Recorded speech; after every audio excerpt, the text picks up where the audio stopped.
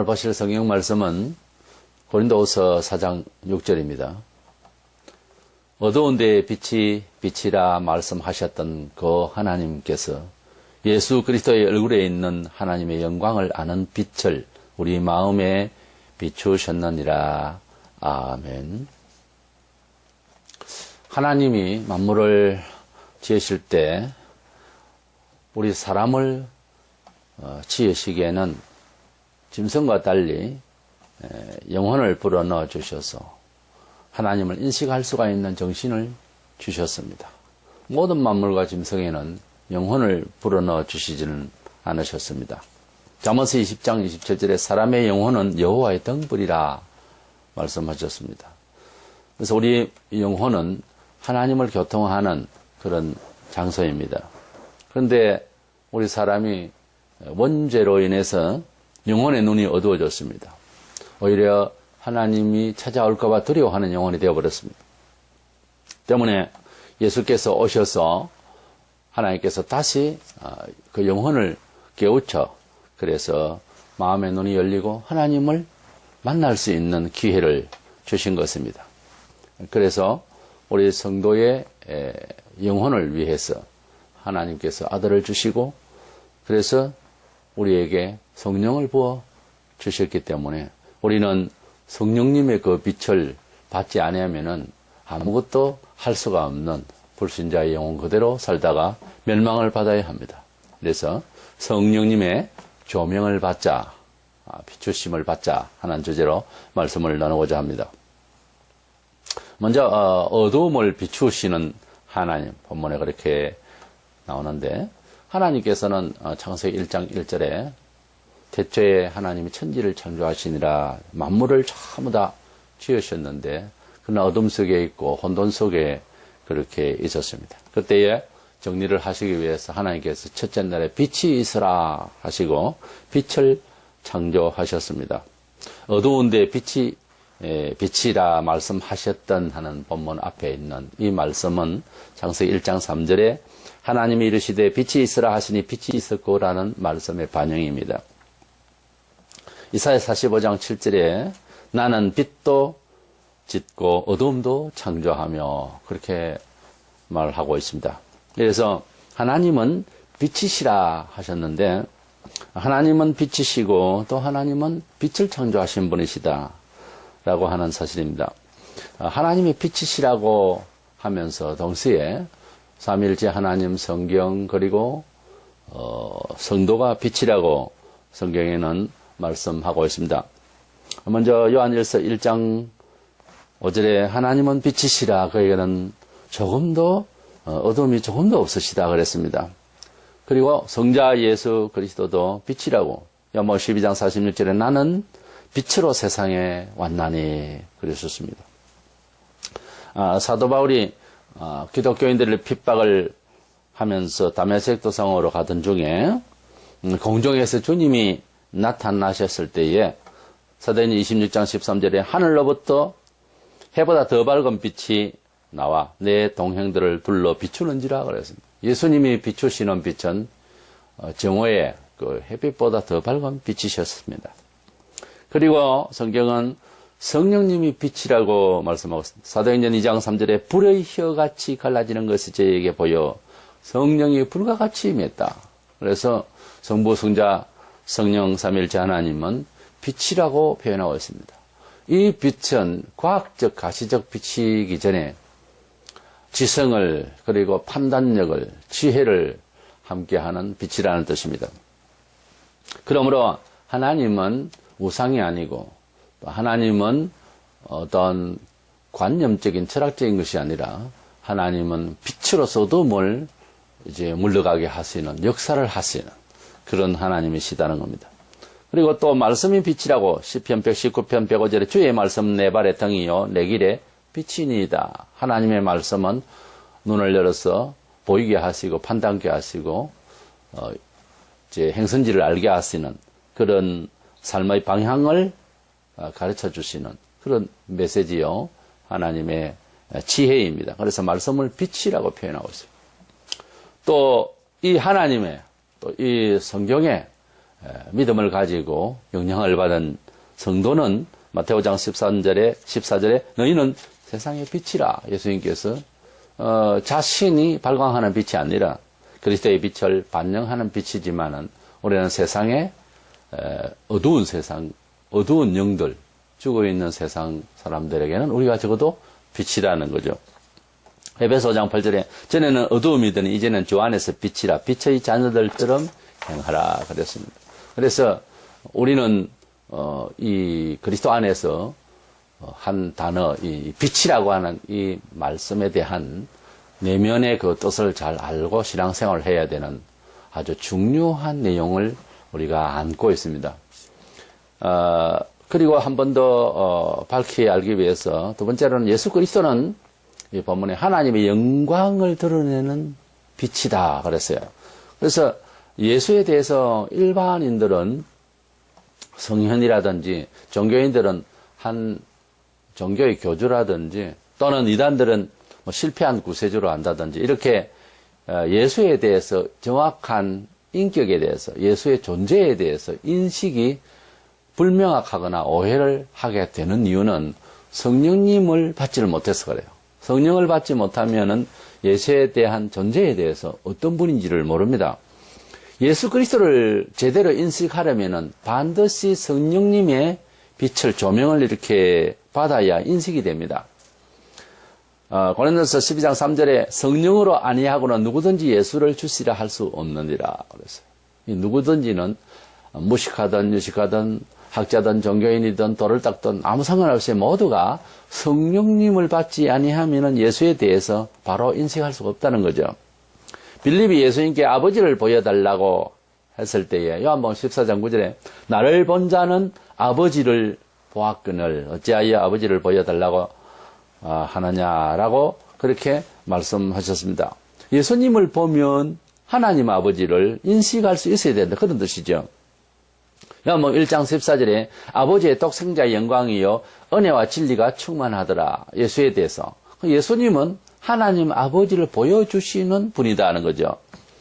본문 그 하나님께서 예수 그리스도의 얼굴에 있는 하나님의 영광을 아는 빛을 이렇게 예수 그리스도는 하나님의 그 영광을 드러내시는 분이라고 하는 것을 아는 빛을 우리에게 주셨다. 그 예수 그리스도의 존재에 대해서 예수 그리스도라는 분이 어떤 분인가에 대한 인식은 바로 하나님의 영광, 하나님의 자태, 하나님의 그 존재에 대해서 즉 신이 누구냐는 종교사학적으로 아무리 철학적으로 이야기를 해도 안 됩니다. 예수 그리스도를 바로 인식을 할 수 있어야 돼요. 예수 그리스도를 연구하면 하나님을 연구하는 겁니다. 예수 그리스도 안에 들어오면은 빛이신 하나님의 영광을 알게 되어 있어요. 유대인들은 예수님에 대해서 인식을 할 때 당대 그들의 사회의식 구조가 외식적이고 굉장히 세속적이었습니다. 때문에 예수께서 어디에서 출신했는지 나사렛 동네에서 살았다. 또 입고 다니시는 의복 상태라든가 이런 환경적인 요소로서 하나님의 아들도 도저히 보이지 않았습니다. 왜냐하면 하나님의 아들이라면은 또 선지자라면은 이런 정도의 가문에 이런 정도의 환경에 이런 정도의 옷 입고 뭔가 이제 사회적 그런 신분이라든 이런 게 있을 것 아니냐 이런 인식의 틀을 가지고 볼라 하니까 예수님이 우습게 보이는 거죠. 우리가 선입감이라고 하죠. 내가 어떤 틀을 가지고 세상을 보게 마련입니다. 그게 거의 뭐 세상을 살아가는 보통 방법인데 이렇게 매우 중요한 부분에서는 항상 실수하는 게 인간이에요. 그래서 외모를 보고 판단을 하게 되는 이런 큰 약점을 가진 것이 인간입니다. 그래서 항상 겸손해야 되는 거예요. 우리가 가지고 있는 인식의 어떤 잣대는 뭐 영 없이는 아무것도 판단하고 세상을 살 수는 없지만은 그럼에도 늘 항상 조심을 해야 되는 거예요. 열의 하나가 큰 중요한 부분에 대해서 오해를 불러일으킬 수가 있으니까요. 유대인들은 뭐 그동안에 세속적으로 잘 살아가다가 예수님 오시고 난 뒤에는 이제는 형벌 받을 것에 대한 구원과 함께 믿지 않으면 형벌 받을 것에 대한 메시지를 받았습니다. 그렇기 때문에 그들은 그때부터 해결을 안 하면 안 되는데 온통 마음이 이제 세속적이 되어 있으니까 매우 중요한 메시아를 놓치고 말았던 거죠. 아니 메시아를 반박을 하고 못을 쳤죠. 그러니까 큰 형벌을 받았습니다. 이것은 인격적으로 말해서 사람을 판단하고 세상의 흐름에 대해서 지혜에 대해서 판단을 잘못하면 이런 큰 민족적인 이런 큰 화를 당했다 하는 것을 보면서 조심스럽다는 거죠. 우리가 예수님을 어떻게 인식하느냐 하는 것은 영생과 직결되고 예수님을 어떻게 이해하느냐 하는 것은 인생 자체를 제대로 이해하는 데 이릅니다. 예수님은 바로 그 빛이신 하나님의 영광의 그 존귀함을 드러내신 분입니다. 우리가 지금 예수님을 볼 수가 없지만은 예수님의 행적과 주신 교훈들을 통해서 예수님은 어떤 분인가를 충분히 그림을 그릴 수가 있습니다. 화가라도 성경을 많이 읽고 은혜를 받고 체험을 하고 난 뒤 그리면은 상상이겠지만 예수님의 모습을 제대로 그리겠죠. 우리가 어떤 화가 그렸던 이런 예수님의 얼굴들이라든지 이런 것은 외모가 좀 반듯하고 잘생긴 모습이죠. 성경에는 결코 외모 자체는 잘생기신 분은 아니었다고 했거든요. 그래서 보기 흠모할 만한 얼굴은 아니에요. 그런데 우리가 흔히 볼 수 있는 사진들, 그림들은 보면은 흠모할 만한 얼굴이잖아요. 잘못 그린 겁니다. 예수님의 외모는 예사롭게 또는 좀 못생긴 얼굴형일지 모릅니다만은 비춰지는 그 교훈을 나타낼 수 있는 아주 그림을 잘 그리는 사람이라면은 그런 모습을 어떻게 눈매라든지 자태를 빛으로 잘 색감을 넣어서 그렇게 그려볼 수는 있겠지만 어쨌든 우리 예수님은 사도들의 서신서나 그들이 예수님의 그 인격을 받아서 반영한 것도 있지만 사복음서에 있는 마태, 마가, 누가, 요한복음에 있는 예수님의 육성이 있는 그 모습에서 주님을 연상을 할 수가 있을 것입니다. 우리 예수님은 하나님의 그 빛, 영광의 그 빛, 그 지성, 그 능력, 그 인격을 발산하신 분이다. 충만하셔서. 그래서 하나님 아버지를 알게 하신 분이었다는 것. 10장 30절에 예수님은 친히 나와 아버지는 하나이니라 그랬어요. 동지를 말씀하셨어요. 처음에는 잘 몰랐지만 도마도 요한복음 20장 28절에 도마가 대답하여 이르되 나의 주님이시요. 이까지는 종교적인 고백일 수도 있죠. 그러나 나의 하나님이시니다 할 때는 문제가 다릅니다. 예수님은 우리를 구원하시기 위한 분이면서도 또한 예수님은 바로 우리가 궁극적으로 만나야 할, 뵈야 할 하나님이시다. 그래서 예수님을 나의 하나님이시다고 그렇게 도마가 말했습니다. 요한일서 5장 20절에는 예수님에 대해서 그는 참 하나님이시요 영생이시니라. 그러니까 우리 눈에 보이는 하나님이라는 거죠. 그래서 우리 예수님은 성부 하나님께서 보내실 때에 당신께서 그 안에서 충분히 하나님 아버지를 충분히 발휘하고 보여주실 수 있는 그런 분으로 이 세상에 보내셨다. 그래서 예수님을 어떻게까지 인식해야 되느냐 하면은 바로 하나님으로 인식하라는 거예요. 예수님을 우리가 성경을 읽고 공부를 하고 묵상을 하고 하는 가운데서 우리 예수님에 대한 어떤 인식의 궁극적인 그 탑이 뭐냐 하면은 마치 모세가 구약시대 때에 떨기나무 불꽃 가운데서 불이 훌훌 타는데 나무는 타지 아니하고 그런 곳에서 모세야 모세야 부르시던 그 하나님을 만났어요. 우리가 하나님을 만난다고 하는 것은 그런 불빛 가운데서 그 영광스러운 가운데서 도저히 그런 초자연적인 그러한 빛 가운데서 하나님의 음성을 듣고 그렇게 모세가 만났던 것과 같이 우리가 예수를 믿는다라고 할 때 경험이 그런 신비한 그런 도저히 세상 말로는 형용할 수 없는 일생을 제압할 수 있는 어떤 거룩한 경험이 필요한 거예요. 구약에 모세가 있었다면 신약에 위대한 사도는 여러 사도가 있지만 사도 바울이라고 할 수 있겠죠. 바울도 다메섹 도상에서 해보다 더 밝은 빛으로 나타나신 예수님을 만났어요. 바울도 예수님을 경험을 할 때 모세처럼 빛 가운데서 주님을 만난 거예요. 비록 빛이 가시적으로도 비치기도 했지만 그 빛은 말씀과 함께 임재했죠. 구약시대 때도 그렇게 빛 가운데서 주님은 말씀하시고 지도하셨어요. 그래서 빛만 받아가지고는 뭐 하겠습니까? 100번 그런 신비적인 경험은 뭐가 있겠습니까? 그러나 빛을 통하여 어떤 영적인 큰 마음이 번쩍하는 경험을 통하여 말씀하시는 지시하시는, 이야기하시는 그런 지성이 함께 일어나야 됩니다. 그래야 참 좋은 신비적 경험이겠죠. 뭐 설명할 필요가 없이 본인이 그렇게 알게 되어 있습니다만, 그러나 흔히 신비주의자들은 무엇을 보았네, 들었네, 그것은 별 의미가 없습니다. 거기에 자기가 돋보이려고 자랑만 할 뿐이고 시험만 될 뿐이에요. 그런 뭐 빛을 보거나 그런 뭐 번쩍이는 거는 뭐 천번을 본들 뭐 하겠습니까? 아무 의미가 없다면.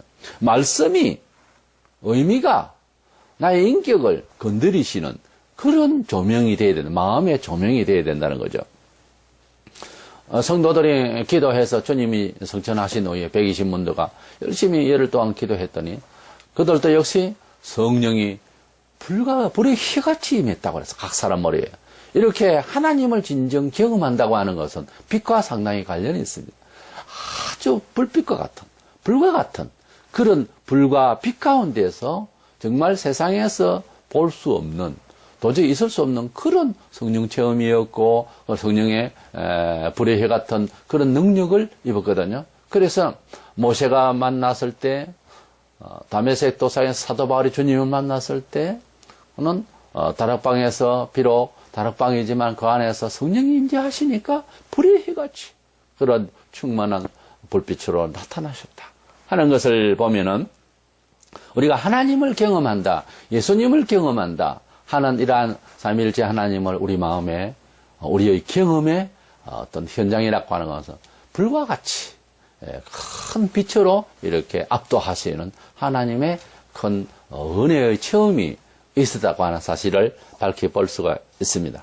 그렇기 때문에 지금도 성천하시고 성경만 남기시고 성령 주신 예수님은 우리에게 역시 개인이 경험을 하게 될 때에 이와 같이 다메섹 도상에서 바울이 만났을 때의 모습처럼 우리 마음속에 이렇게 번쩍하는, 우리 마음속에서 정말 주님이 지성과 판단과 지혜와 이런 것으로서 이렇게 번쩍하게 임재하시는 그런 일이 있다는 거죠.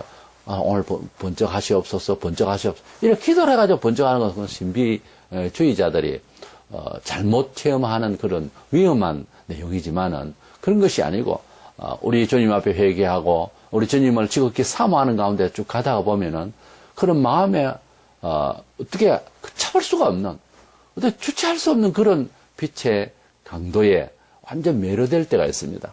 그런 경험이 있어요. 그랬을 때는 진종일 아무것도 할 수가 없고 주님의 그 쏟아 부어주시는, 소나비보다 더한 그런 쏟아 부어주시는 지각이, 인생의 이해가, 역사관이, 우주관이 확 바뀌어버립니다.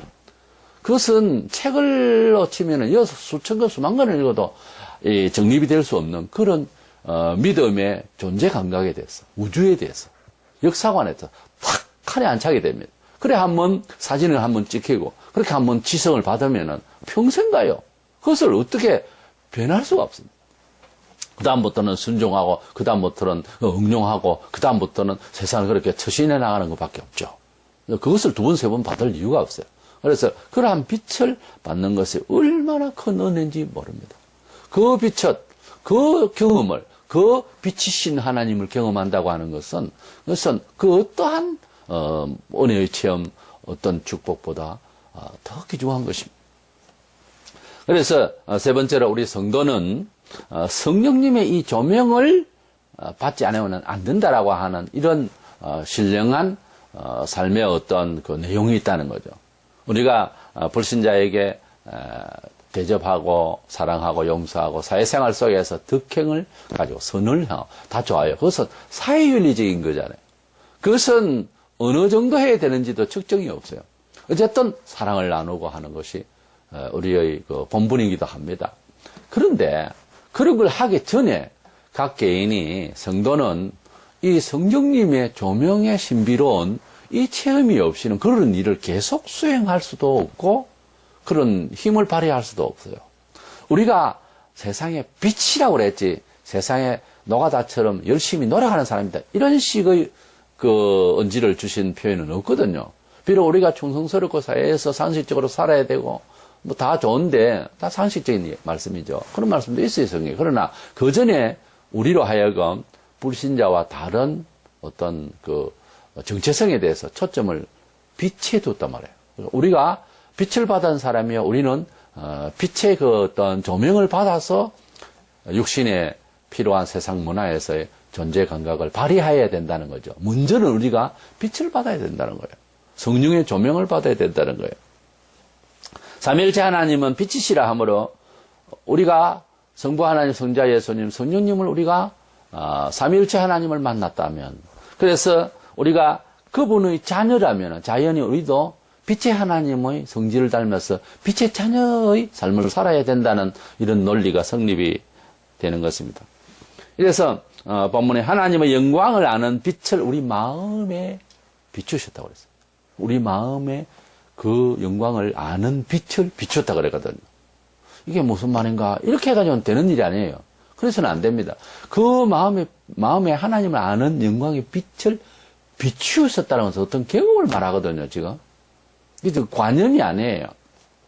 또 억지로 그렇다고 생각하라. 믿습니다, 하라. 아멘, 하라. 이렇게 또 되는 주문을 외우는 그런 상황이 아니에요. 이 문장 자체는 그런 빛의 경험이 있다라는 말이에요.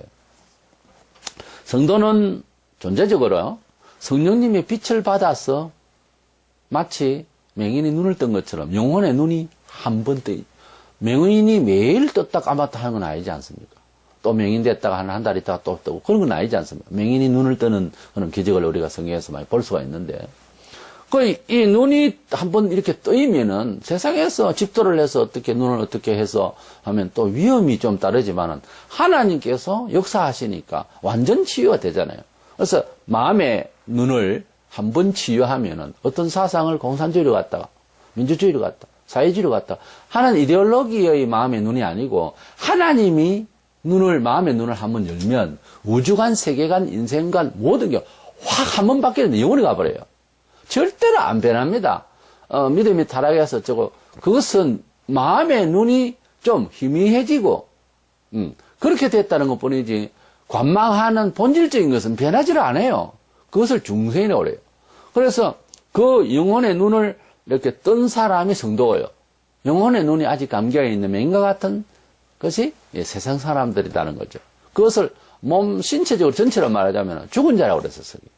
그래서 죽은 자가 다시 살아났다고 에베소 1장에.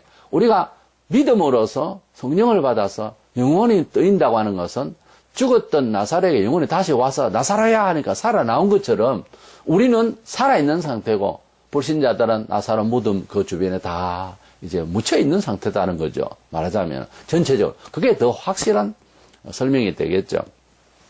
그래서 히브리서 6장 4절에 보면은 한 번 비침을 얻고 하늘의 은사를 맛보고 성령에 참여한 바가 된 자들을 우리라고 했어요. 한 번 비침을 얻고 그랬어요. 물론 성경 공부를 하고 교회를 나오고 세례식을 하고 그래서 그런 소위 종교 생활이 이루어지는 이런 가운데서도 비침을 얻고 하는 이 말씀이 이해가 되어져야 되는 거예요.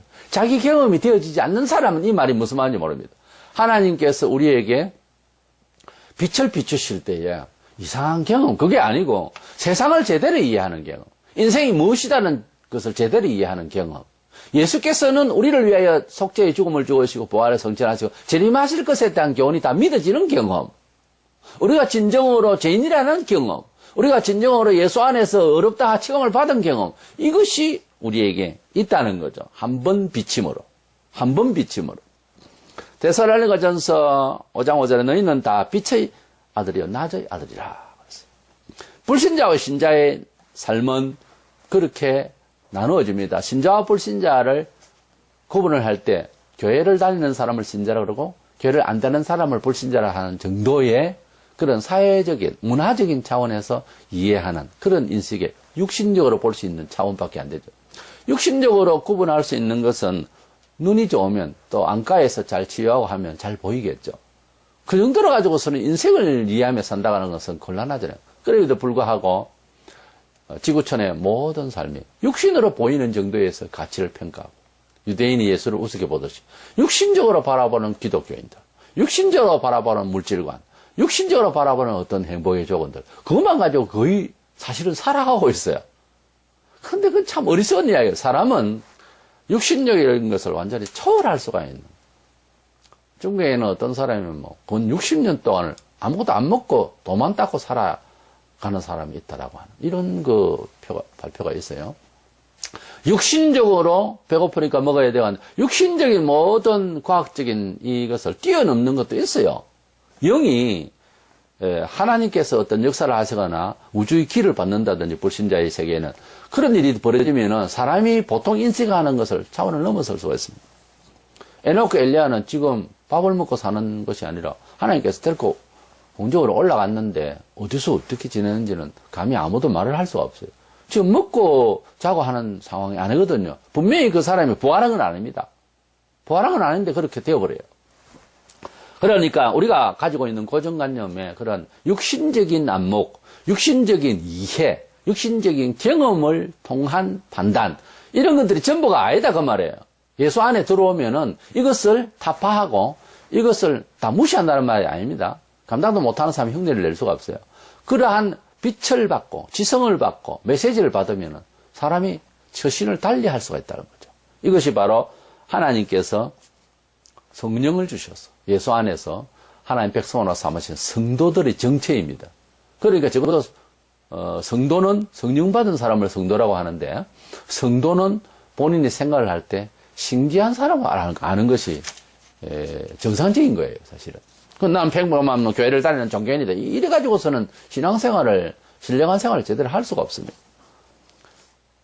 요한복음 3장 20절, 21절에 이 말씀은 한번 비침을 받은 사람이라야 이 구절을 읽고 이해하고 그 다음 구절을 읽을 수가 있어요, 원래. 안 그런다면 사람들이 그냥 읽어 나가는데 이 무슨 말인지 제대로 알고 넘어가는 사람이 그리 많지 않습니다, 사실은. 악을 행하는 자마다 빛을 미워하여 빛으로 오지 아니하나니 이런 말들이 전부 추상적으로 보이고 그렇잖아요. 근데 사실적인 겁니다. 이는 그 행위가 드러날까 하며 무슨 행위죠? 뒤를 봅니다. 진리를 따르는 자는 빛으로 오나니 진리는 뭐며 빛이 뭡니까? 이는 그 행위가 무슨 행위요? 하나님 안에서 행한 것임을 나타내야 함이라 하시니라. 이 말씀이 그리 쉬운 말씀이 아니에요. 예수께로 빛으로 판단으로 하나님의 생명의 도앞에 판단하시는 하나님의 생명의 도앞으로 올 때에 내 행위가 드러나도 좋으니까 오는 사람은 자기가 하나님의 빛 가운데서 어두움의 나의 죄를 다 밝히시고 속죄하시는 그런 것을 알고 믿음으로 앞으로 계속 나아온다는 거죠. 그러니까 내가 죄인인 줄 안다는 거죠. 그 사람은 오고 그러나 자기가 하나님 말씀은 지구촌에 어떤 사람이라도 제대로 듣기 시작하고 한 5분만 흐르면은 사람이 죄인인 줄 알도록 전도를 해야 되고 설교를 해야 됩니다. 원래는. 내가 죄인이다 하는 생각을 들어야 되는 거예요.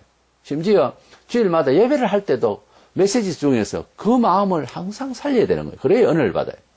그래서 말씀을 들을 때 내가 죄인이구나, 난 약하구나. 이걸 아는 사람은 벌써 빛을 보는 거예요, 지금. 그런데 말씀을 듣고도 멍청하게 있으면 빛을 인식도 못하고 또 어떤 사람은 날 보고 믿으라 하는구나. 날 보고 죄인이라 하는구나. 화가 난다. 그래서 돌로서 메신저를 치는 수도 있어요. 그래서 빛으로 나오지 않는 사람은 자기 행위가, 자기의 불의가, 자기의 어두움이, 자기의 악함이 드러나서 당황스럽다는 거죠. 그래서 안 온다는 거예요. 그러나 오는 사람은 나는 죄인임을 고하고 구원을 얻겠다는 사람으로 온다는 거죠. 그 말입니다. 이 요한복음 3장 20절, 21절. 이래서 분리가 딱 되는 거죠. 빛을 환영하고 빛을 제대로 알고 빛을 사모하고 돌아오는 사람은 죄인이라고 생각하여서 하나님의 의인으로 되는 것이고요. 빛의 말씀으로 쏘는데 그때에 부끄러움이 그래서 기분 나빠서 교회를 안 나오는 사람은 어두움이 좋아서 그 체질대로 가버린다는 거예요. 그러니까 불신자들은 빛 가운데로 못 나온다는 것은 자기가 죄인이라고 말하고 싶지 않다는 거지. 사실은 딴소리를 교회에 안 나가는 이유를 때문에 아닙니다. 전부 양심을 속이는 거예요. 그것을 우리가 비슷이 웃으면서 계속 전파를 해야 됩니다. 이것도 거짓말하고 있네. 그래서 그 사람들 걔네가 안 해. 무슨 세상에 바른 걔네가 있겠어요. 로마 3장 4절에 사람은 다 거짓되대. 거짓말을 합니다. 그래서 빛으로 사람을 보면 하나님 말씀이 빛이잖아요. 말씀으로 사람을 딱 보면 거짓말을 합니다. 그렇다고 내가 때리고 너 거짓말한다 하면 감정만 건드리는 거죠. 그걸 알고 있어야 된다 이 말이에요. 우리는. 사도 바울은 에베소 교인들에게 마음의 눈을 열리기를 매우 간절히 기도했습니다. 에베소 1장 18절 19절에 너희 마음의 눈을 밝히사 그의 부르심의 소망이 무엇이며 성도 안에서 그 기업의 영광의 풍성함이 무엇이며 그의 힘의 위력으로 역사심을 따라 믿는 우리에게 베푸신 능력의 지극히 크심이 어떠한 것을 너희로 알게 하시기를 구하노라. 우리 성도들이 교회를 잘 나오세요. 그리고 어떻게 생활하세요. 다 좋은데 성령님의 빛의 조명을 받아서 인식이 돼야 됩니다. 그런 이해가 가능해야 되는 거예요. 그것을 훈련해야 됩니다. 그것은 기도하고 그래서 그렇게 하려고 간절해야 됩니다. 그러면 성령께서 그 충성스러운 믿음 가운데에 임재해서 빛을 보여주실 거예요. 그래서 우리 성도들 자체가 존재 자체로서 빛을 받아서 마음의 눈이 열린 사람이라는 이런 입장이기 때문에 이 성경에 말하는 빛에 대해서 비추신다는 그 하나님의 빛에 대한 그 개념을 우리가 체휼하고 우리가 그런 존재로서 감각을 가져야 되기 때문에 빛이라는 이 단어에 대해서 무시하면 안 된다는 거죠. 바로 성령님의 빛을 통해서 중생에 있고 성령님의 빛을 통해서 하나님을 알았으니 우리 성도들은 빛의 자녀란 말이에요. 존재 자체가. 그렇기 때문에 두 번째로는 신앙생활을 실속 있게 하기 위해서는 성령님의 빛의 조명을 계속 받도록 해야 됩니다. 눈으로 보이는 성경 내용만 알 것이 아니고 마음에 번쩍이는 지혜의 영, 분별의 영, 이 성령님의 빛을 받아야 됩니다. 왜냐하면 가령 태양을 글로 표현을 할 수는 있습니다. 그런데 완벽하지는 않잖아요. 태양을 그냥 차라리 보아야 됩니다. 그 태양을 못 본 맹인에게 태양이 어떻다 저떻다 상상은 하겠죠. 그러나 눈을 열어 태양을 보면 비로소 완전한 인식, 지식이 생기잖아요. 그래서 온전한 체험, 성경에 있는 구절의 말씀들 사람마다 다 다르게 읽습니다. 성경을 읽어도 또 예수께서 무슨 말씀을 하시고 기적을 베푸셔도 그러고 난 뒤에 설교를 하시면 알아듣는 사람은 그 내면의 뜻을 알아듣는데 못 알아듣는 사람은 이 말씀이 어렵다 하면서 떠나버리고 그래요. 우리가 어떤 세상을 살아가는 어떤 자기 판단의 기준이 이제 가슴에 있거든요. 또 식견이 배운 만큼 또 있겠죠. 많이 배우면 많이 배울수록 어떻게 보면 세상을 잘 살아갈 수도 있는데 잘 못 살아갈 수도 있어요. 이게 장단점이 있어요. 그죠? 그래서 이 식견이 너무 많으면은 자연인들이 소위 말하는 그 행복을 가지는 이런 자연 속에서 사는 사람들보다 훨씬 까까하게 살 수가 있어요. 식견이 너무 많아도. 이 과학 시대에 우리가 얼마나 많은 것을 놓치고 있습니까?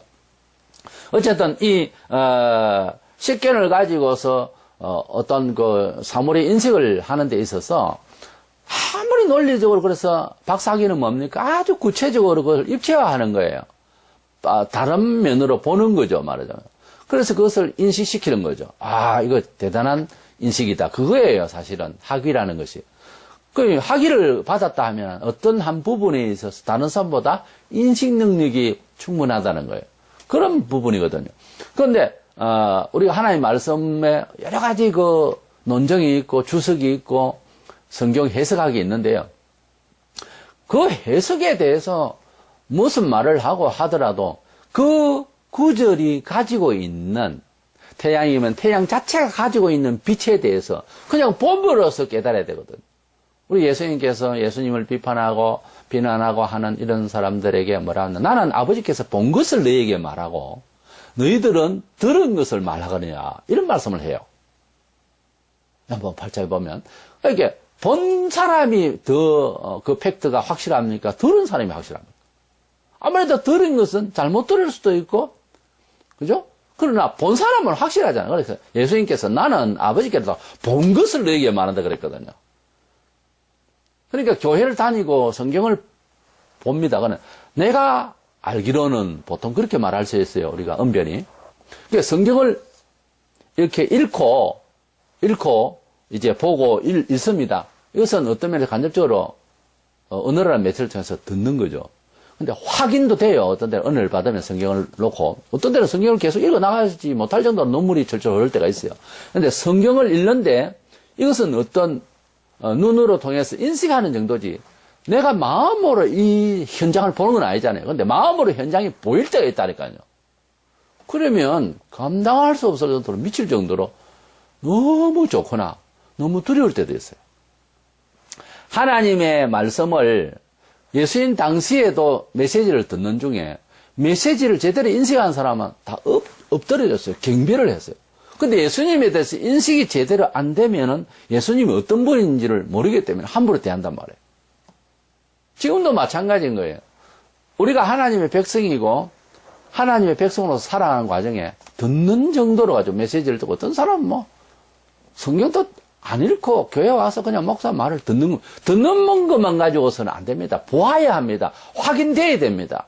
그래서 우리 그리스도인들이 가지고 있는 식견으로서 신앙생활을 잘 하는 것처럼 자기가 착각을 해요. 예, 아무런 신앙 체험과 발휘도 못 하면서 듣고 본 것은 있어가지고서 앉아서 입으로 전부 다 이야기를 다 합니다. 그래서 내가 하나님을 어떻게 이해하고 나는 교회를 어떻게 다니고 나는 책을 얼마나 많이 보고 그런 말로서 이게 지금 감당이 되는 줄 아는데 그렇게 되어가지고서는 실속 있는 신앙생활을 못 합니다. 실속 있는 신앙생활은 보아야 합니다, 현장을. 그 현장은 성경을 통해서 들은 하나님의 언약들을 내 생활에서 빛을 받아서 확인이 돼야 되는 거예요. 하나님 말씀이 눈으로 보이지만은, 눈으로 이렇게 읽지만은, 이 눈으로 보이는 이 말씀의 실체를 성령의 조몽으로 봐야 됩니다. 많이 읽는 것도 중요하지만, 그래서 정독을 할 때가 있어야 돼요. 또박 한 글자 한 글자를. 조사도 하나 틀림없이 다 짚어가면서. 하나님의 말씀이 나에게 큰 은혜 주십사, 유난히 그 구절이 나에게 와닿을 때는 10번을 더 읽어야 돼요, 그 자리에서. 계속 진행하지 말고. 그래서 하나님의 말씀이 나에게 실감 있게, 실질적으로 체험이 되어질 수 있는. 많이 읽어놨는데 어느 날 큰 충격이나 어떤 간절함이 부닥칠 때는 그 말씀이 크게 울릴 때가 있습니다. 그것을 이제 현장에서 보는 거거든요, 말씀의 역사를. 보는 것과 듣는 것, 그것은 큰 차이가 있습니다.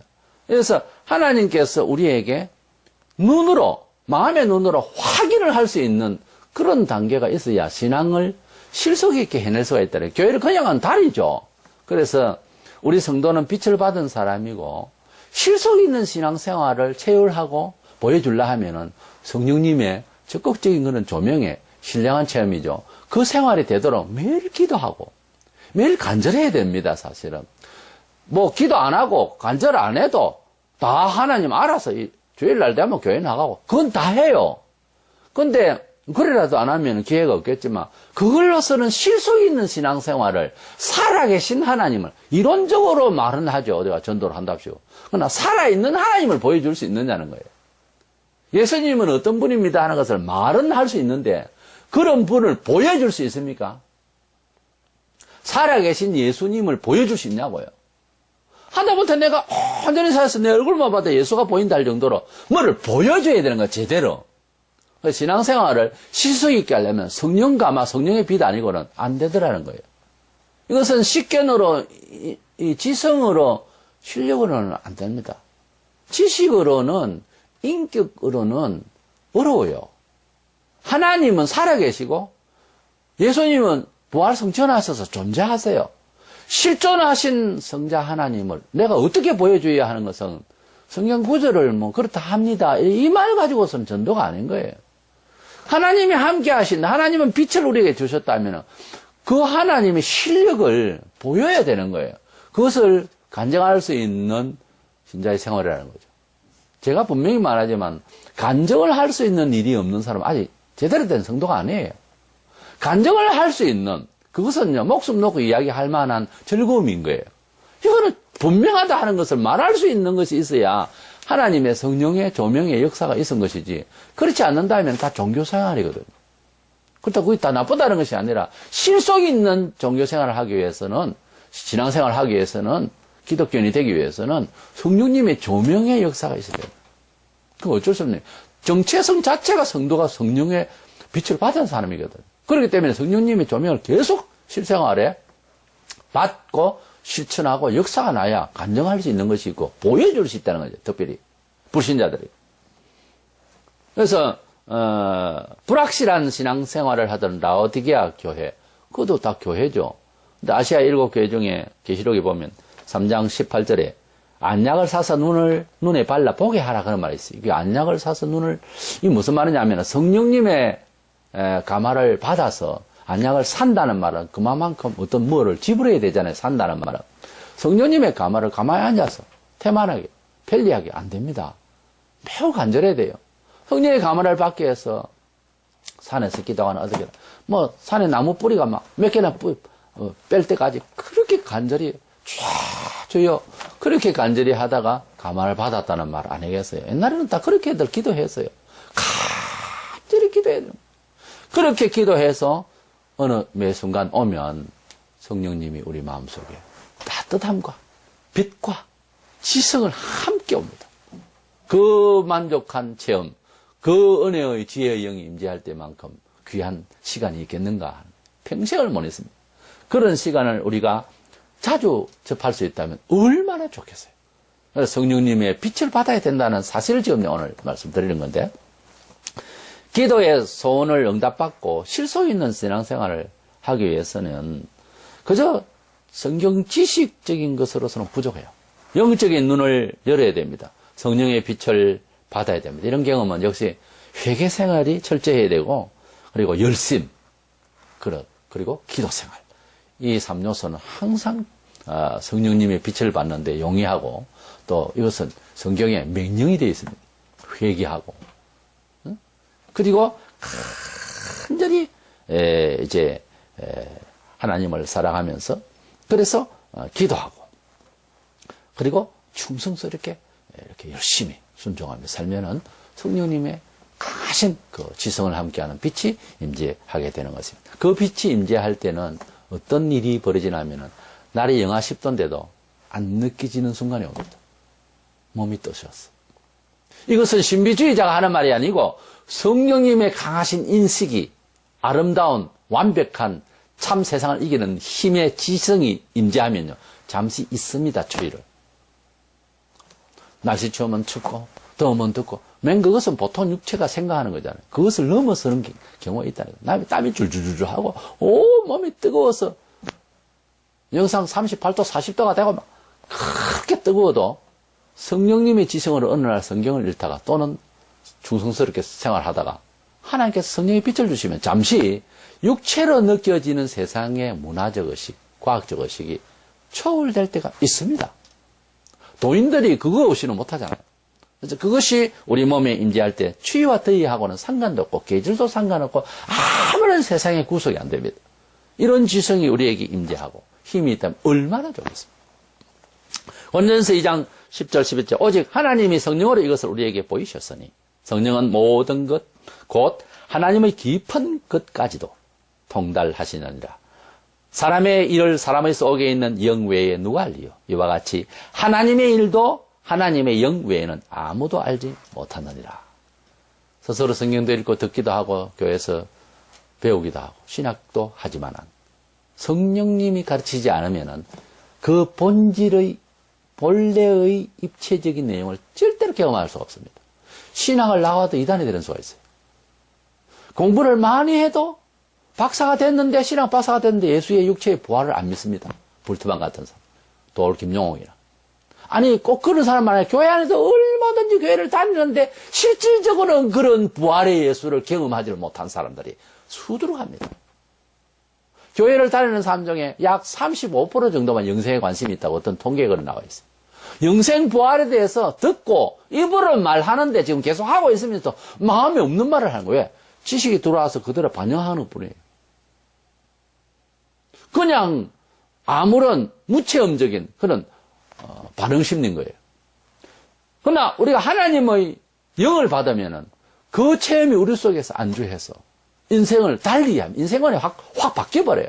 인생관이 확 바뀐 사람하고 대화를 하면 무슨 주제를 놔놓고도 하나님의 뜻에 엎드려서 소통이 됩니다. 그런데 그것이 변화를 받지 않으면은 세상의 힘에 눌려서 대화가 안 돼요, 이게 원래. 그래서 교회에 돈이 있고 힘을 좋고 가정 괜찮은 사람이 장로를 세웠다. 교회가 이제 어느 정도 좀 돌아갈 수 있도록 힘을 발휘합니다. 근데 어느 정도 가보세요. 그 사람 때문에 영적으로 단체가 되어 있는 교회라고 하는 이 신성한 힘이 나중에 장애를 입습니다. 반드시 그래요. 그래서 그것을 하나하나 조심스럽게 했으면 한국교회 이렇게 지금은 못 고칩니다. 각 교회마다 다시 개혁 안 하면은 고치기 힘들어요.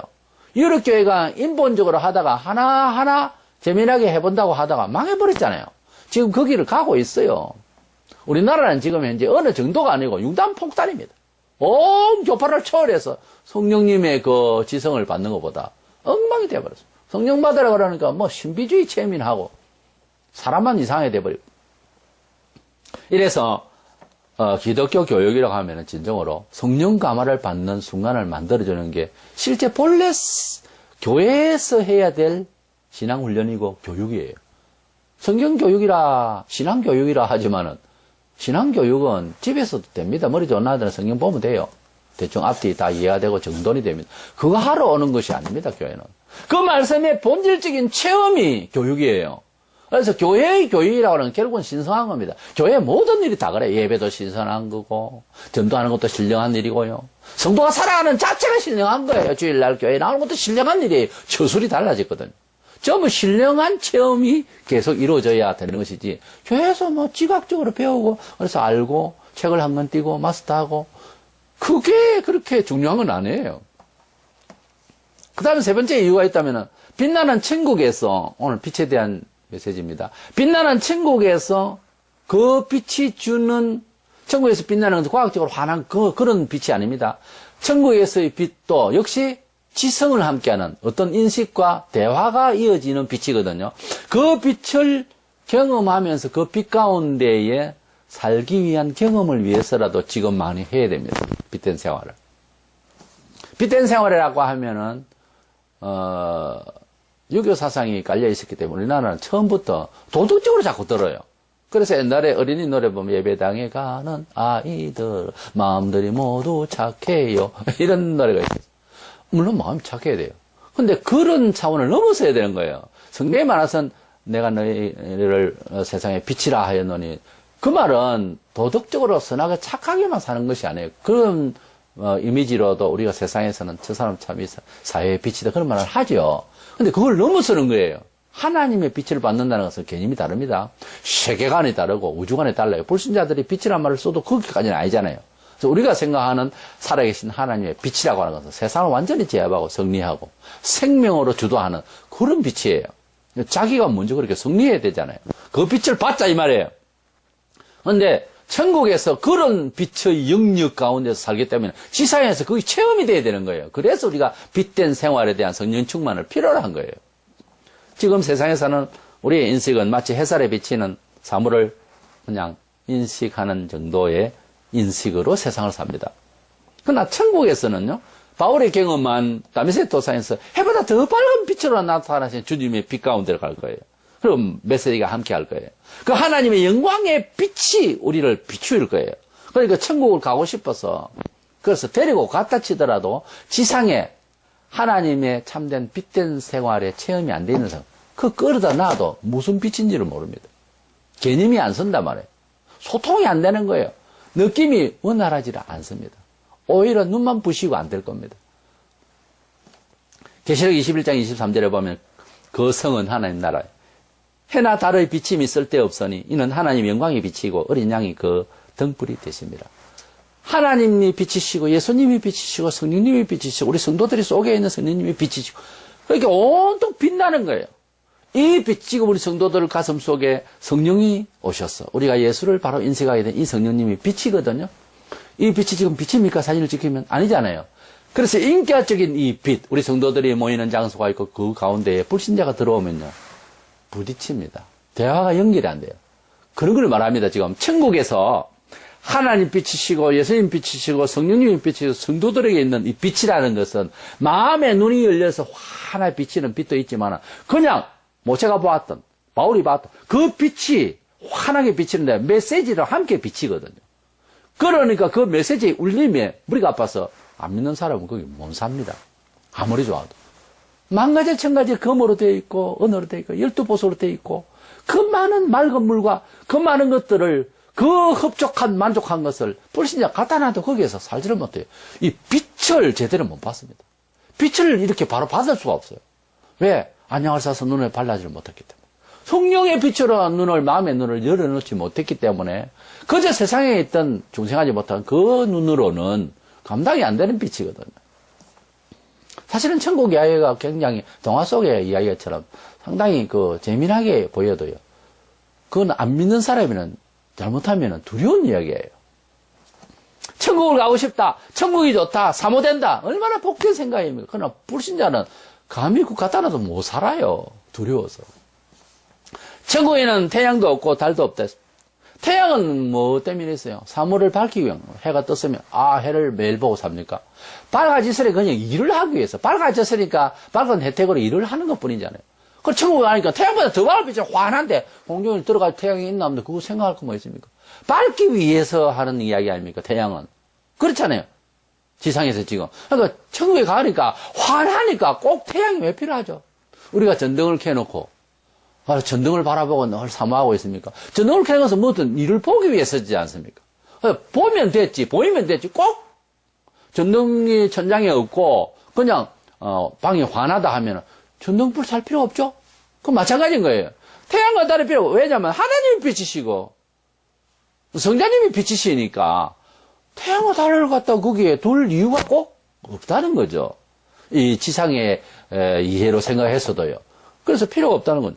천국의 빛은 지성적으로 이렇게 빛이 나고 충만한 그런 은혜의 빛으로 지성과 함께 비치게 되는데 지상에서 우리는 어떤 때는 많이 부시기도 하고 어떤 때는 덜 어두운 그런 데가 없습니다. 조금 더 어두운 데가 없습니다. 그리고 그 밝음이 우리는 지금 일반 형광등을 하다가 지금 LED를 하잖아요. LED보다 더 좋은 빛도 앞으로 나올 수가 있겠죠. 기술은 자꾸 과학적으로 발전해. 그런데 그 하늘나라에는 LED와 같은 빛도 아니고 눈이 부실 정도로 빛나야 되는데 그 밝음이 너무 밝아서 속이 다 보일 정도로 밝은데 그 빛이 눈에 이렇게 이상이 없는 그런 빛이다 말이에요. 얼마나 맑고 밝은 빛이냐. 음식 하나도 물 하나도 그 지상에서 이해할 수 없는 그런 완벽한 향이라도 뭐 우리는 허브향 뭐 그런데 그걸 뭐 상대를 할 수가 없는 정말 완벽한 체험의 나라. 그 나라를 우리는 기다리고 있습니다. 그래서 우리 성도들은 삶을 생각할 때에 교회 생활에 대한 일련적인 것 여러 가지가 있습니다. 물론 제도적인 있는데 어떤 교회에서 이렇게 우리가 신앙생활을 하든지 성령님의 조명을 받는 개인 몫이에요. 성령님의 조명을 받기 위해서 간절하고 그리고 하나님의 말씀을 충성해 나가면서 진실되게 이렇게 가면 성령님이 우리 속에 알게 모르게 빛을 주셨어. 앞일에 대하여 내 길에 빛이니이다. 그래서 지도하시는 말씀 따라서 이렇게 가는 겁니다. 어떤 때는 세상의 경험하고 계산이 안 맞는 딴 행동을 필요로 할 때가 있어요. 그때도 성령님이 강력하게 예수 안에서 인식시키는 신앙적인 도를 이렇게 허락하실 때에는 그대로 가야 되는 거예요. 그렇게 우리가 성령님의 말씀 안에서 성령님의 조명을 받는 것은 멍청하게 이상한 신비주의에 빠지는 게 아니고 확실하게 세상을 이기는 그런 밝혀지는 일이에요. 그래서 그 성령님의 조명 얼마나 감사한 일이고 얼마나 귀한 일입니까? 이래서 성령님의 조명을 받자 이 주제를 되씹으면서 곱씹으면서 우리가 한 주간 살면서 성령님의 그 조명이 우리에게 임재하여서 내 눈을 열어서 주의 뜻을 보게 하소서. 이런 마음으로 간절한 심정으로 성령님의 조명을 받아가면서 살겠노라는 이런 마음 다짐이 있기를 주님의 이름으로 권고합니다.